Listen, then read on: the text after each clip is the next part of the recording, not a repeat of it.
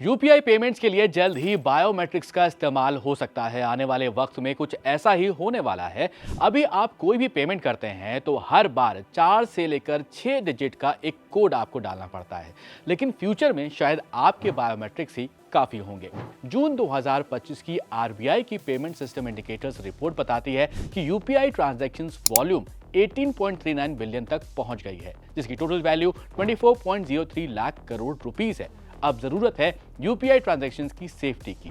शायद इसीलिए national payment corporation of India यानी कि एनपीसीआई कुछ ऐसा प्लान कर रही है। हालांकि मीडिया रिपोर्ट्स बताती हैं कि बायोमेट्रिक्स की टेस्टिंग पर एनपीसीआई ने हाँ या ना अभी तक कुछ भी नहीं कहा है, लेकिन जानकारों का मानना है कि अगर यूपीआई ट्रांजैक्शंस में बायोमेट्रिक्स का इस्तेमाल होता है, जैसा कि आपके फिंगरप्रिंट्स, आपके आइरिस स्कैन, तो फाइनेंशियल फ्रॉड से कहीं हद तक बचाव हो सकता है।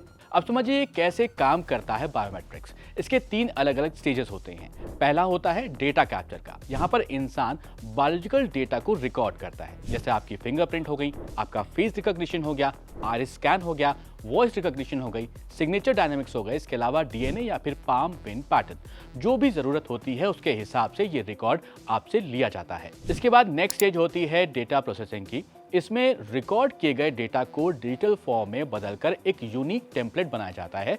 ये टेम्पलेट एक सेफ प्रोसेस के जरिए स्टोर किया जाता है। इसके अगले स्टेज में मैचिंग एंड ऑथेंटिकेशन प्रोसेस होता है। जब यूजर दोबारा स्कैन करता है तो सिस्टम उसका नया डेटा पहले से स्टोर किए गए टेम्पलेट से मैच करता है।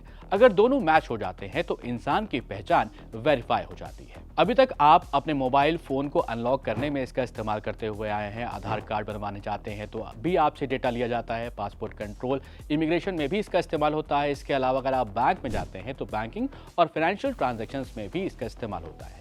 वैसे आप में से कई लोगों के ऑफिस में जो अटेंडेंस सिस्टम है उसमें भी बायोमेट्रिक्स का इस्तेमाल होता है। तो हो सकता है कि आगे आने वाले वक्त में आप यूपीआई की जो ट्रांजैक्शंस हैं वो भी बायोमेट्रिक्स के जरिए करें। ये सेफ इसलिए माना जाता है क्योंकि हर एक इंसान की यूनिक बायोलॉजिकल कैरेक्टरिस्टिक्स होती हैं। पासकोड के कंपैरिजन में अगर आप देखें तो ये ज़्यादा सेफ माना जाता है। एक्सपर्ट ऐसा बताते हैं किसी भी इंसान को इसके जरिए आसानी से ऑटोमेटिक तरीके से आइडेंटिफाई करना आसान होता है।